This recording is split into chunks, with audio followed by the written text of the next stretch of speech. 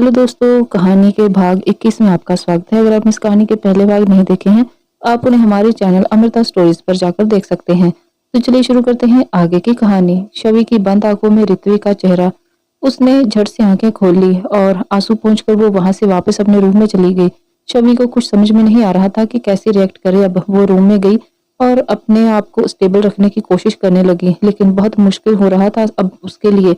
तो वो जल्दी से तैयार होकर बिना कुछ खाए पिए और किसी को बताए बिना ही वहां से निकल गई। थोड़ी देर में वो सिंघानिया कुंज पहुंच गई, लेकिन अभी भी उसका दिल वहीं अटका पड़ा था और चेहरे की रौनक भी गायब सी हो गई थी। वो हिम्मत करके खुद को कंट्रोल की हुई थी ताकि किसी को कुछ पता ना चले। वो सबसे नॉर्मल ही बातें और बिहेव कर रही थी। कोई भी ये जान नहीं पाया था कि आज कुछ बदला है शवि के मूड में, लेकिन कोई था जो ये बात भांप चुका था। शवि अपने ही ध्यान में किचन में बर्तन रखकर पलटी ही थी कि उसके सामने एकदम से ऋत्विक आ गया। वो हैरान रह गई, लेकिन कुछ बोलती उससे पहले ही ऋत्विक ने उसका हाथ पकड़ा और उसे सीढ़ियों से ले जाने लगा। शवि पूछती रही, लेकिन ऋत्विक ने कोई जवाब नहीं दिया और उसे अपने रूम तक ले गया। अंदर जाकर उसने दरवाजा बंद किया और शवि के सामने आके बोला, अब जल्दी से बताओ कि क्या हुआ है। शवि हैरानी से, क्या हुआ मतलब? क्या बताऊं? देखो जाना, ये सब नॉर्मल होने का नाटक तुम बाकी सबके सामने करने में लिए बचा के रखो, क्योंकि मेरे सामने ये सब नहीं चलने वाला। अब जल्दी से पूरी बात बताओ कि क्यों परेशान हो और ऐसी कौन सी बात है जो तुम्हें अंदर ही अंदर परेशान करे रखे है और तुम किसी को बता भी नहीं रही हो। तुम्हारी ये नकली हंसी की वजह क्या है, बोलो। उसकी बात सुनकर शवि हैरानी से उसे देखने लगी, तो वो फिर बोला, अब ये लुक देना बंद करो और ये सोचना भी कि मुझे कैसे पता चला। मैंने कहा है ना पहले भी कि तुमसे ज्यादा मुझ में हो, तो तुम्हारी हर एक सांस को पहचानता हूँ मैं। इसलिए जल्दी जल्दी बताओ कि कौन सी बात ने मेरी जान्ना के चेहरे का नूर उड़ाया हुआ है। मैं उस बात की जड़ को ही मिटा दूंगा। वो शवि के चेहरे को थामते हुए बोला। शवि अपने आंसुओं को छिपाने की कोशिश करते हुए बोली, कोई बात नहीं है सच में। ऋत्विक ने कुछ कहा नहीं। उसने शवि को पकड़कर सीधे अपनी बाहों में भर लिया और प्यार से उसका सर सहलाने लगा।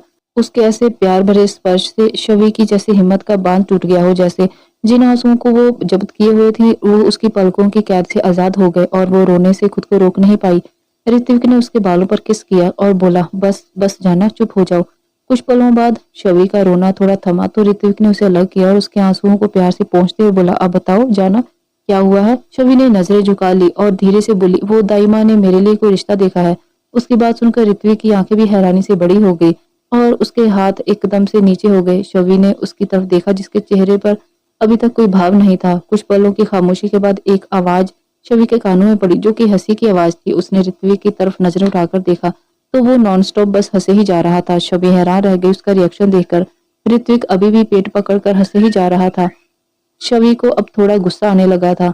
वो गुस्से से बोल पड़ी, अब आप हंस क्यों रहे हैं? मैंने इतनी बड़ी बात बताई है आपको और आपको हंसी आ रही है। फिर थोड़ा सीरियस होकर बोली, समझ गई मैं कि आपको कोई फर्क नहीं पड़ता इस बात से। पड़ेगा भी क्यों, आपके लिए तो ये सब सिर्फ एक टाइम पास। उसके आगे वो कुछ बोलती कि ऋत्विक ने अपनी हंसी कंट्रोल करके उसके मुंह पर हाथ रख दिया और बोला, बस इसके आगे एक शब्द भी नहीं बोलना जाना। कहा था ना मैंने कि मेरे प्यार पर और उसकी सच्चाई पर और पवित्रता पर सवाल उठाने का हक किसी को नहीं दिया मैंने, तुम्हें भी नहीं। तो आज तुमने जो गलती की है वो दोबारा मत दोहराना, वरना हमारा झगड़ा हो जाएगा। शवि ने अपने मुंह पर से उसका हाथ हटाया और बोली, अच्छा अब आपको बुरा लगा? मुझे भी लगा जब आप मेरी इतनी सीरियस बात पर ऐसे जोर जोर से हंस रहे थे। उसकी बात सुनकर उसके चेहरे के एक्सप्रेशंस देखकर ऋत्विक मुस्कुराया और उसके गाल हल्के से खींचकर बोला, आय हाय, तुम्हारे ये गोरे गोरे गाल कैसे कश्मीरी सेब की तरह लाल हो गए हैं। दिल कर रहा है कि अभी ने खा। उसकी बात पूरी होने से पहले ही शवि ने उसके मुंह पर हाथ रख दिया और डांटते हुए बोली, बेशर्म इंसान, बिल्कुल भी शर्म नहीं आती है आपको ये सब बोलते हुए? कभी भी कुछ भी बोल देते हो। इतनी सीरियस बात में भी आप मजाक कर रहे हो। आपको पता भी है कि कितना डर लग रहा है मुझे। कहीं दाइमा ने मेरी सगाई की तारीख तय कर दी तो क्या होगा? मैं फिर उन्हें मना भी नहीं कर पाऊंगी। मैं उनका दिल भी नहीं दिखा सकती। ऋत्विक थोड़ा बेपरवाही से बोला, अगर ऐसी बात है तो फिर तुम उनका दिल मत तोड़ो ना, मान लो उनकी बात। उसकी बात पर शवि के पैरों तले से जमीन खिसक गई। वो हैरानी से बोली, क्या क्या कहा आपने? मैं किसी और से सगाई कर लूं? किसी और से नहीं जाना, बल्कि दाई माँ जो रिश्ता तुम्हारे लिए ढूंढा है उसकी बात कर रहा हूँ मैं।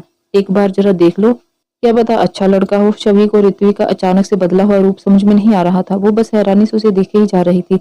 ऋत्विक आगे बोला, हो सकता है लड़का पढ़ा लिखा हो, अच्छे खानदान से हो और अपना कॉलर ठीक करते हुए एटीट्यूड से और साथ ही साथ स्मार्ट भी हो। कहकर वो मुस्कुराने लगा। शवि को भी अभी भी समझ नहीं आ रहा था कुछ। ऋत्विक फिर बोला, अब आजकल अच्छे लड़के आसानी से मिलते ही कहाँ हैं। दाइमा ने उसे पसंद किया है तो कुछ कुछ तो देखा ही होगा ना उस तुम्हारे लायक, और हो सकता है कि उसमें तुमसे इतना ज़्यादा प्यार करता हो कि जितना कोई और नहीं कर सकता हो। शवी अब इरिटेट होने लगी थी तो वो खिंचकर बोली, आपकी कोई भी बात मेरे पल्ले नहीं पड़ रही है। क्या आप बातों को घुमा क्यों रहे हैं? सीधा-सीधा बताओ कि क्या कहना चाह रहे हो आप?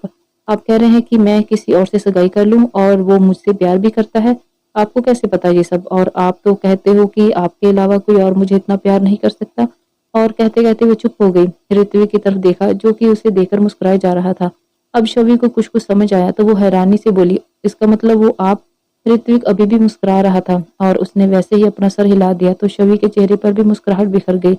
ऋत्विक उसके पास आया और उसके चेहरे को हाथों में थाम कर बोला, तुमने सोच भी कैसे लिया जाना कि मैं ऐसे कुछ होने भी दूंगा? किसी और को तुम्हारे आसपास भी ना भटकने दूं मैं। तो किसी और का रिश्ता आ जाए तुम्हारे लिए और मैं होने दूं ऐसा? तो ऋत्विक सिंघानिया होने का क्या फायदा मेरा? तुम्हें सोचने तक का हक सिर्फ मेरा है और बाकी तुम खुद समझदार हो। शवी बोली, फिर आपने मुझे लगा क्यों नहीं बताया ये सब? कितना डर गई थी मैं। मुझे लगा कि मैं आपसे दूर। उसकी बात को काटकर ऋत्विक बोला, सोचना भी मत ऐसा कुछ। किसी में हिम्मत नहीं कि कोई तुम्हें मुझसे छीन सके।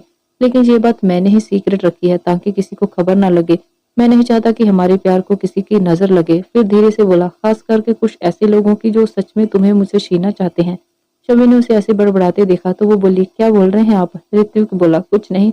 अब तुम ये बेकार की टेंशन लेना बंद करो और खुद खुश हो जाओ, क्योंकि तुम मेरी हो जाना, सिर्फ और सिर्फ मेरी। और बहुत जल्द इस दुनिया के सामने भी ये सच्चाई आ जाएगी। बस तब तक इसे थोड़ा हाइड करके रखना होगा। लेकिन आपने कब और कैसे किया ये सब? शवी ने हैरानी से पूछा तो ऋत्विक मुस्कुरा के बोला, ये सब मेरा नहीं, मेरी जुगाड़ू दादी का कमाल है। शवी हैरानी से बोली, दादी ने किया ये सब? मतलब दादी को पता था क्या? ऋत्विक बोला, सिर्फ दादी को ही नहीं बल्कि घर में सबको सब कुछ पता था हमारे बारे में। क्या? शवी हैरानी से बोली तो ऋत्विक उसे रिलैक्स कराते हुए बोला, इसमें क्या हो गया, एक दिन तो पता चलना ही था ना। तो अच्छा ही हुआ। खैर दादी ने ही दाई माँ से सारी बात की और हमारी कुंडलियां भी मिलवा दी। अब बस सगाई की तारीख फिक्स करनी है उन्हें। फिर उसकी कमर पर हाथ रखकर उसे अपने करीब खींचकर बोला, फिर मेरी जाना हमेशा के लिए मेरी। फिर ऐसे चोरी चोरी नहीं बल्कि सबके सामने भी तुमसे प्यार। उसकी बात पूरी होने से पहले ही शवी ने उसे धक्का दिया और खुद से दूर धकेल दिया और बोली, बिल्कुल भी नहीं। अब मैं आपसे सगाई नहीं करूंगी। ऋत्विक हैरानी से बोला, क्यों नहीं करोगी? क्या हुआ?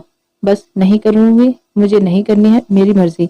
मैंने इरादा बदल दिया है अपना। अब मैं उसी से सगाई करूंगी और शादी भी करूंगी जिसे दाई माँ ने चुना है मेरे लिए। आप अपने लिए कोई और ढूंढ लो। और मैं सोच रही हूँ कि एक बार उससे मिल ही लूं। आपकी बात मानकर हो सकता है कि वो सच में हैंडसम और स्मार्ट हो और अच्छा भी हो। शवी शरारत से बोली तो ऋत्विक हंसने लगा और बोला, अच्छा नाराज हो? तुम्हें बेवजह टेंशन दी गई इसलिए बदला ले रही हो? कुछ भी समझ लो, मैं जा रही हूँ, कहकर वो वहां से बाहर चली गई। और ऋत्विक खुद से बोला, अब बनाना पड़ेगा, मतलब इनडायरेक्टली ये बोल कर गई है मेरी जाना। कोई ना, कहाँ जाओगी नाराज होकर मुझसे? तुम्हारी मंजिल भी मैं हूँ और रास्ता भी। और उसके पीछे नीचे चल पड़ा। थोड़ी देर बाद ऋत्विक भी ऑफिस चला गया। उधर आरुष अपने कैबिन में बैठा किसी गहरी सोच में डूबा हुआ था कि तभी उसका फोन रिंग हुआ। उसने नंबर देखा तो ऋत्विक का था। उसने फोन उठाया और बोला, हेलो मिस्टर ऋत्विक सिंघानिया, बताइए आज खुद से याद कैसे किया आपने, वो भी अपने दोस्त कम दुश्मन को? उसकी बात पर ऋत्विक हंसते हुए बोला, अरे अरे, मुझे तो लगा था कि तुम बहुत उदास या फिर बहुत गुस्से में होंगे, लेकिन तुम्हारी बात से तो लगता है कि तुम्हें कोई फर्क ही नहीं पड़ रहा। वैसे चलो अच्छा ही है, एक तरह से मेरी भी टेंशन थोड़ी कम हो जाएगी, है ना? आरुष को ऋत्विक की बात समझ में नहीं आ रही थी तो वो बोला, ये क्या बोल रहे हो तुम? मुझे किस बात पर गुस्सा आएगा और उसमें तुम्हारा क्या फायदा? देखो साफ साफ बोलो, आखिर क्या बोलना चाहते हो? ऋत्विक मुस्कुराया और बोला, तो ठीक है फिर साफ साफ सुन लो, मैं शवी के बारे में बात कर रहा हूँ। मेरा मतलब उसके रिश्ते की खबर तो तुम तक पहुंची गई होगी ना? तो कैसा लगा झटका? उसकी बात सुनकर आरुष को कुछ समझ आया तो वो हैरानी से अपनी चेयर से उठ गया और बोला, ओह, तो अब आई सारी बात मेरी समझ में।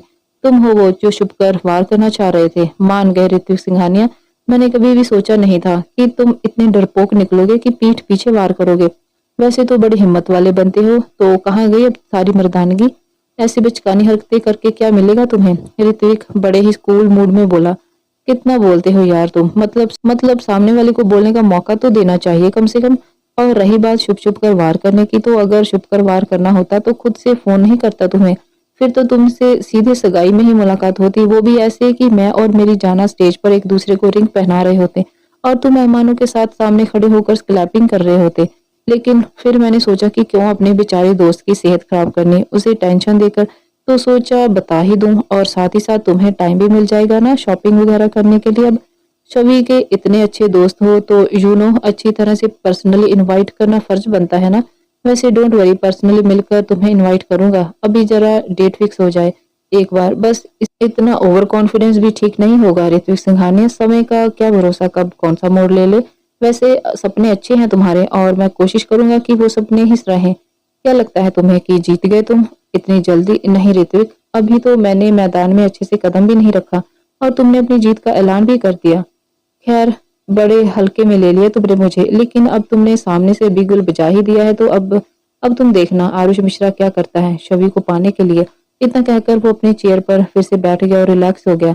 उसकी बात पर ऋत्विक मुस्कुरा दिया और कॉफी का सिप लेते हुए बोला, हाँ जरूर, मैं भी तुम्हारा टैलेंट देखना चाहता हूँ, लेकिन जरा संभल कर कदम उठाना आरुष। वो क्या है ना कि छवि मेरे लिए क्या है ये बात मुझे बताने की जरूरत नहीं है। तो रही बात उसे मुझसे अलग करने की, तो भूल जाओ, क्योंकि मेरी रूह में बसती है वो, तो उसे खुद से दूर तो मैं जाने ही नहीं दे सकता। लेकिन अगर इन सब में अगर तुम्हारा कोई नुकसान हो गया तो फिर मुझे दोष मत देना, क्योंकि बात जब मेरे और मेरी जाना को अलग करने की आएगी ना, तब तो ये ऋत्विक सिंघानिया अपना वो रूप दिखाएगा जो कि सामने वाला कभी सोच भी नहीं सकता। तो ऐसे में अपने नुकसान के जिम्मेदार तुम खुद होंगे, समझ गए ना? आरुष टेढ़ा मुस्कुराते हुए बोला, ख्याल और हौसले तो बुलंद है तुम्हारे, लेकिन ये सब चीजें सिर्फ डायलॉग में अच्छी लगती हैं, लेकिन बात जब हकीकत की आती है ना, तो अच्छे अच्छों के हौसले प्रस्त हो जाते हैं।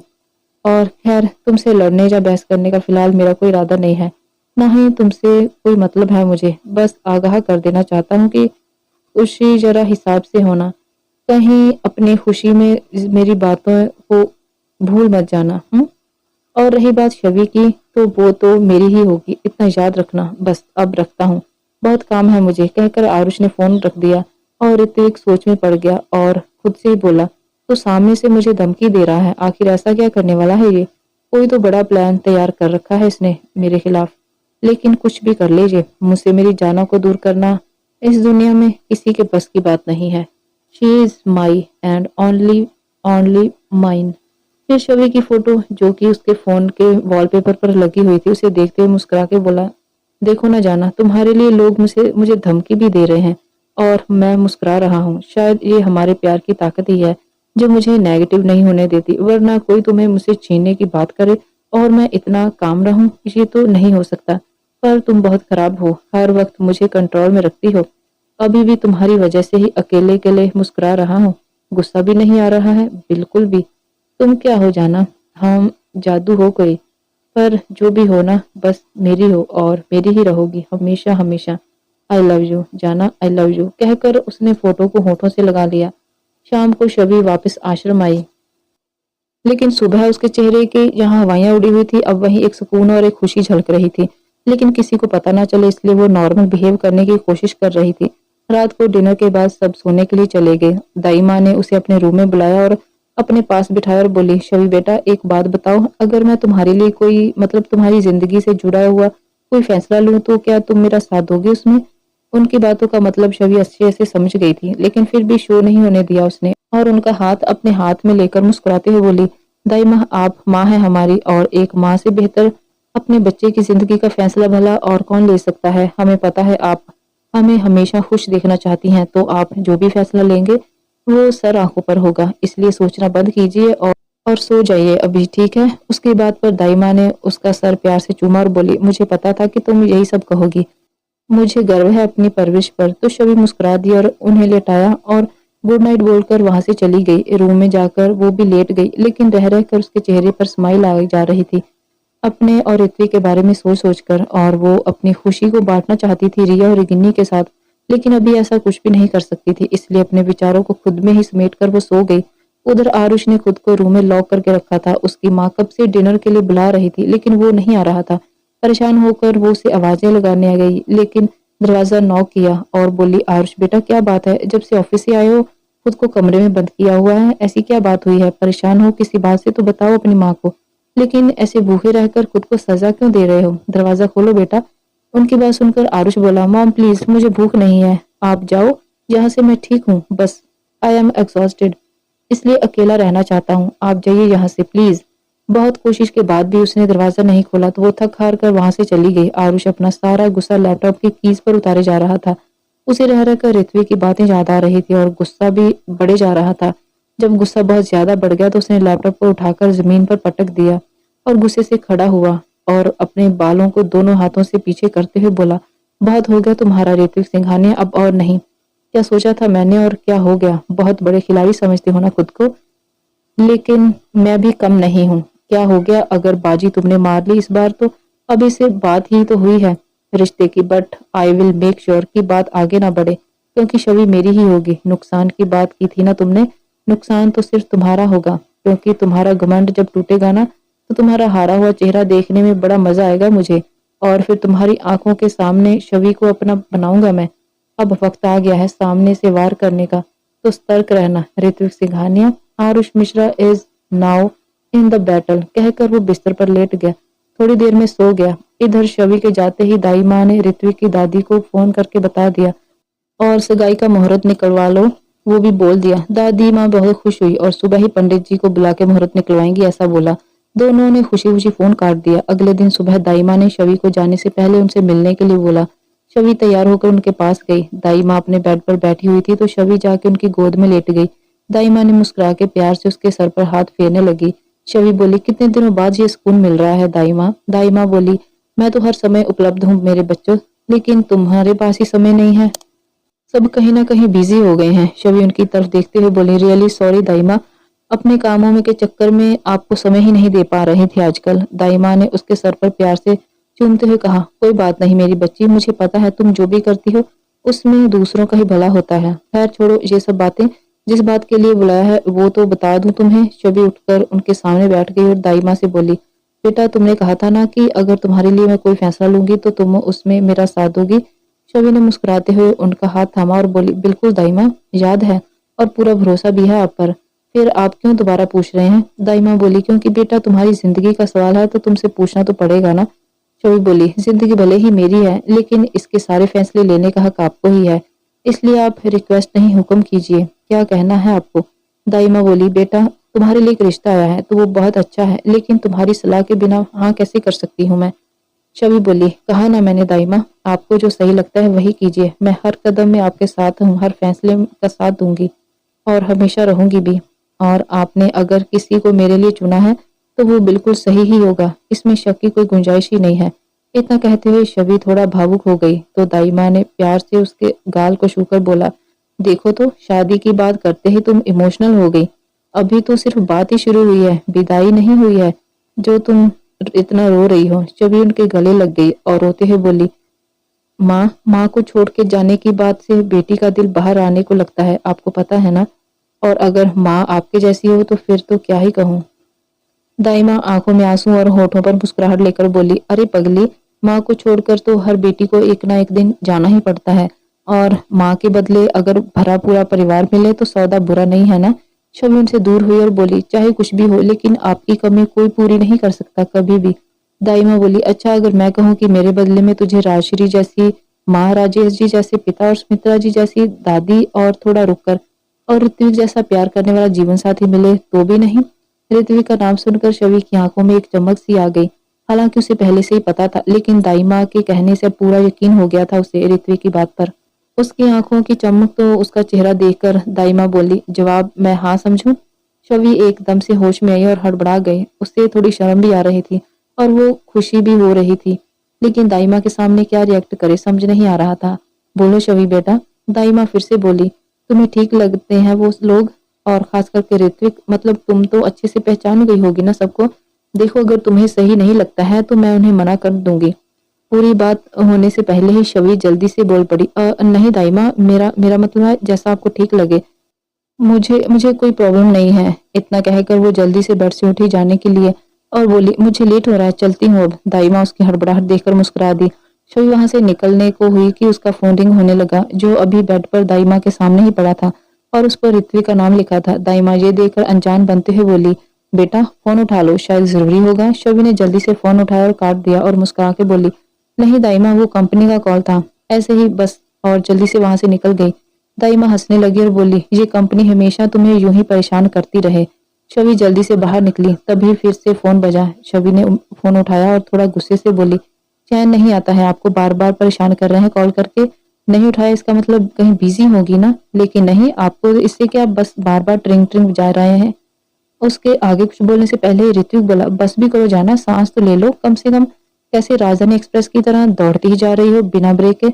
और हाँ, सही कहा तुमने, मुझे बिल्कुल भी चैन नहीं आ रहा था, इसलिए बार बार कॉल कर रहा हूँ, तुम्हारी आवाज सुननी थी। अब इतना तो हक है ना मेरा। और तुम कहीं भी हो, कितनी भी बिजी हो, मेरा कॉल और मेरा मैसेज दोनों का जवाब देना ही होगा तुम्हें।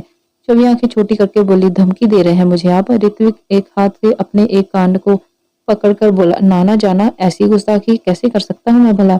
अपनी जानों को धमकी कैसे दे सकता हूँ मैं तो तुमसे रिक्वेस्ट कर रहा हूँ कि चाहे कुछ भी हो, मेरा कॉल और मेरा मैसेज को कभी इग्नोर मत करना। मुझे बर्दाश्त होगा ये कि मेरी जाना मुझे इग्नोर करे। हो गया आपका, शबी मुंह फुला के बोली। तो ऋत्विक हंसकर बोला, अभी तो मैंने कुछ किया भी नहीं जाना, एक बार शादी हो जाए फिर ये सवाल मुझसे पूछ सकती हो तुम। अभी तो बस तुम्हारे दीदार से काम चला रहा हूँ। लेकिन आज तुम इतने गुस्से में क्यों हो, कुछ गलती हुई है क्या मुझसे। शबी बोली, कितने भोले बन रहे हैं, याद कीजिए जरा फिर बात कीजिए। इतना कहकर गुस्से में फोन काट दिया उसने। ऋत्विक मुस्कुराते हुए बोला, तो मतलब अभी तक गुस्सा शांत नहीं हुआ मेरी जाना का। लेकिन कोई बात नहीं, आज तुम्हें ऐसा सरप्राइज मिलने वाला है कि अपनी सारी नाराजगी भूल जाओगी तुम। और अगर उससे भी नहीं भूली तो मेरे पास अपना आरएस स्टाइल है ना, जो कभी फेल नहीं हो सकता। कहकर वो मुस्कुराते हुए वॉशरूम में घुस गया। उधर दाई माँ ने दादी को फोन करके बता दिया सब।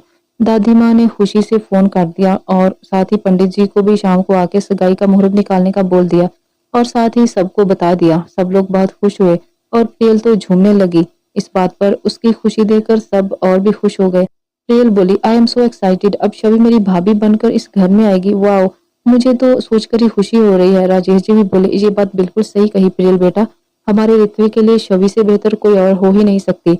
उसके जैसी समझदार लड़की ऋत्विक को मिलेगी, ये कभी सोचा भी नहीं था हमने। राजश्री जी भी बोली, हाँ बिल्कुल, मुझे भी यकीन नहीं होता कभी कभी तो कि मेरे नालायक बेटे को शबी जैसी सिंपल लड़की पसंद आएगी। वरना मैं तो इसी बात से डरती रहती थी कि कहीं ये कोई ऐसी लड़की को पसंद ना कर ले जिससे रिश्तों की कोई वैल्यू ही ना हो, परिवार का मतलब ही समझ ना आता हो। अगर ऐसा होता तो पता नहीं क्या करते हम। दादी बोली, हाँ राजश्री बेटा, आजकल की लड़कियों को कहाँ परिवार और रिश्तों का मतलब समझ आता है, उन्हें तो बस अपने से ही मतलब होता है। पर मैं बहुत खुश हूँ कि मेरे चीकू ने मेरा अभिमान बचा लिया। पहली बार शवि को देखकर ही मुझे एहसास हो गया था कि ये लड़की कुछ अलग है, कुछ तो जादू है इसमें। और देखो, उसने अपना जादू चला ही दिया हमारे चीकू पर बिना हमारी मेहनत के। इतने में ऋत्विक भी फ्रेश होकर आ गया नीचे और बोला, क्या गॉसिप चल रही है आप लोगों में। प्रियल उठकर उसके पास आकर बैठ गई और बोली, आपकी चुगलियां कर रहे थे हम लोग भाई। हैं, मेरी चुगलियां क्यों, मैंने कौन सी किसी की भैंस खोल के भगा दी भला। उसकी बात सुनकर सब लोग हंसने लगे तो प्रियल बोली, अरे भाई, भैंस को छोड़ो और अपनी जेब को ढीला करने की तैयारी कर लो। मेरी जेब क्यों ढीली होगी भला। ऋत्विक ने उसकी तरफ देखते हुए बोला। तो प्रियल बोली, सगाई की बात चल रही है, डोंट यू नो, तो ऐसे में आपकी जेब तो ढीली होगी, समझे। ऋत्विक बोला, दिन में सपने मत देखो छोटी, मैं कोई पैसा नहीं खर्च करने वाला हूँ तुम पर। तुम तो मुझे बहुत महंगी पड़ती हो, हर बार एक ड्रेस लेनी है कहकर घर से निकलती हो और 4 ड्रेस लेकर लौटती हो, और ऊपर से मैचिंग फुटवेयर, मैचिंग इयररिंग और पता नहीं क्या क्या। तो क्या हुआ, आपकी इकलौती बहन हूँ भाई, इतना तो बनता है ना। और अब तो आपको खुशी खुशी मुझ पर दोगुना खर्च करना चाहिए, क्योंकि मेरी वजह से आपको आपके सपनों की राजकुमारी यानी कि मेरी शबी भाभी मिलने जा रही है। उसके मुंह से शबी के लिए भाभी सुनकर ऋत्विक बोला, क्या बोला तुमने, फिर से बोलना जरा। प्रियल बोली, शबी भाभी मेरी वजह से मिल रही है आपको। ऋत्विक ने मुस्कुरा के उसे साइड से हग किया और बोला, अरे अब तो दुगना नहीं 4 गुना खर्च करूंगा तुझ पे मेरी प्यारी बहन, सच। प्रियल खुश होके बोली, सचमुच। ऋत्विक उसके गाल खींचकर बोला। उन दोनों भाई बहन को देखकर सब लोग मुस्कुराने लगे और नाश्ते की टेबल पर बैठ गए जाकर। तब तक शबी भी आ गई। उसे देखते ही ऋत्विक के चेहरे पर मुस्कुराहट फैल गई, लेकिन शबी ने उसे फुली इग्नोर किया, जो सब लोगों ने ऑब्जर्व किया और ऋत्विक की हालत पर दबी हंसी हंसने लगे। शबी उसे इग्नोर करते हुए दादी के पास चली गई और उनके नाश्ते की प्लेट को देखने लगी जिसमें आलू के परांठे रखे हुए थे। शबी को ऐसे देखते देख दादी पप्पी फेस बनाकर बोली, बेटा आज के लिए बस प्लीज, रोज रोज तेरे हल्के फुल्के नाश्ते से मैं बोर हो गई हूँ और मेरे मुंह का स्वाद भी बकबका सा हुआ पड़ा है। उनकी ठीक शक्ल देखकर शबी हंसने लगी और बोली, ठीक है, सिर्फ आज के लिए, ओके पक्का। दादी जल्दी से बोली और नाश्ता करने लगी। प्रियल ऋत्विक के कान में बोले, लो भाई, आपको तो भाभी अभी से इग्नोर कर रही है। जरूर कोई कांड किया होगा आपने। चुप कर, बड़ी आई भाभी की चमची। और मैंने क्या किया है और क्या नहीं? और वो मुझसे नाराज क्यों है? ये हम दोनों के बीच की बात है, समझी? चुपचाप नाश्ता कर रही हूँ, डांट क्यों रहे हो? प्रियल ने मुंह बना के बोला और नाश्ता करने लगी। राजश्री जी ने शवि को कहा, शवि बेटा तुम भी बैठो और नाश्ता कर लो। शवि बोली, नहीं नहीं आंटी जी, मुझे भूख नहीं है, आप लोग करिए। ऐसे कैसे भूख नहीं है? बैठो मेरे पास चुपचाप। दादी ने उसका हाथ पकड़कर उसे अपने पास वाली चेयर पर बिठा लिया। शवि के मना करते करते दादी ने उसकी प्लेट में नाश्ता परोस दिया और ऑर्डर देते हुए बोली, बिना कुछ बोले खाओ, ये मेरा ऑर्डर है। शवि बोली, ठीक है बाबा, आपको मना नहीं कर सकती, इसलिए करते हो ना आप ऐसे। खा रही हूँ। सब लोग मुस्कुरा दिए और नाश्ता करने लगे और ऋत्विक भी शवि की तरफ देख रहा था, लेकिन शवि का ध्यान पड़ते ही शवि ने गुस्से से नजरें फेर ली और ऋत्विक मुस्कुरा दिया। सबने नाश्ता कर लिया और अपने अपने काम पर लग गए। राजेश जी ऑफिस के लिए निकल गए और प्रियल कॉलेज के लिए। राजश्री जी अपने काम में लग गई और दादी अपनी किसी सहेली से फोन पर बात करने लग गई अपने रूम में जाके। और ऋत्विक को थोड़ा लेट जाना था किसी मीटिंग के लिए। ज्यादातर आउटडोर मीटिंग्स वही हैंडल करता था। शवि ऋत्विक को फुली इग्नोर किए हुए वहां से चली गई बाहर गार्डन में। दादी ने उसे कहा था, बाहर कुछ प्लांट्स मुरझा रहे हैं तो जरा जाके देख ले। आज माली नहीं आया था तो शवि बाहर गार्डन की तरफ चल दी। ऋत्विक कब से उसे बात करने की कोशिश कर रहा था, लेकिन वो सुनने को तैयार ही नहीं थी। फाइनली ऋत्विक उसके पीछे पीछे बाहर आ गया। वहां शवि प्लांट्स को पानी दे रही थी। ऋत्विक उसके पास गया और उसे देखने लगा। शवि काम निपटा के वहां से हटने को हुई तो ऋत्विक ने उसका हाथ पकड़कर उसे उसे एक साइड लेकर आ गया और दीवार से लगाते हुए बोला, क्यों इग्नोर कर रही हो मुझे जाना? शवि कुछ नहीं बोली और इधर उधर देखने लगी तो ऋत्विक ने उसकी चिन को ऊपर करते हुए उसकी आंखों में देखते हुए कहा, जवाब दो जाना, इग्नोर क्यों कर रही हो मुझे? मैं कोई इग्नोर नहीं कर रही हूँ आपको। शवि उसकी ओर देखते हुए बोली तो ऋत्विक उसके चेहरे के करीब आके उसकी आंखों में देखते हुए बोला, तुम्हें पता है जब तुम झूठ बोलती हो ना तो इस कायनात की सारी खूबसूरती तुम्हारे इस चेहरे पर बिखर जाती है। शवि उसका हाथ अपने चेहरे से हटाते हुए बोली, मैं झूठ नहीं बोल रही हूँ, समझे आप? एक और झूठ। हाँ जाना, तुम्हें और खूबसूरत होने की जरूरत नहीं है, क्योंकि मेरे लिए तो तुम पहले से ही इस दुनिया की सबसे ज्यादा खूबसूरत लड़की हो। तो अब साफ साफ बताओ कि क्यों खफा हो मुझसे, अपने इस चाहने वाले से? तुम्हें पता है तुम्हारी ये नाराजगी मुझे बिल्कुल भी बर्दाश्त नहीं होती है। शवि ने कहा, कोई बात नहीं है, बस थोड़ा गुस्सा थी कल वाली बात से, और कुछ नहीं। अच्छा क्या हुआ था कल? शवि आंखें छोटी करते हुए बोली, अब ज्यादा भोले बनने की जरूरत नहीं है, सब पता है आपको कि मैं किस बारे में बात कर रही हूँ। ऋत्विक मुस्कुरा दिया उसके रिएक्शन से, पर फिर बोला, बट जाना, मैंने सॉरी बोल तो दिया था ना उसी समय, मजाक कर रहा था, बस तुम्हारा रिएक्शन देखने के लिए, और कुछ नहीं। शवि की आंखें नम हो गई और वो धीरे से उसकी तरफ देखते हुए बोली, आपके लिए ये सिर्फ मजाक होगा, लेकिन मेरी तो जान ही निकल गई थी ये सोचकर कि आपको सच में कोई फर्क ही नहीं पड़ता है मेरे होने या ना होने से। और तो दोस्तों ये थी आज की कहानी। आगे कहानी में क्या होगा जानने के लिए देखिए कहानी का अगला भाग। आपको ये कहानी कैसी लगी कमेंट बॉक्स में जरूर बताएं। वीडियो को लाइक शेयर करें, चैनल पर नए हैं तो चैनल को सब्सक्राइब जरूर करें। मिलते हैं अगले भाग में। धन्यवाद।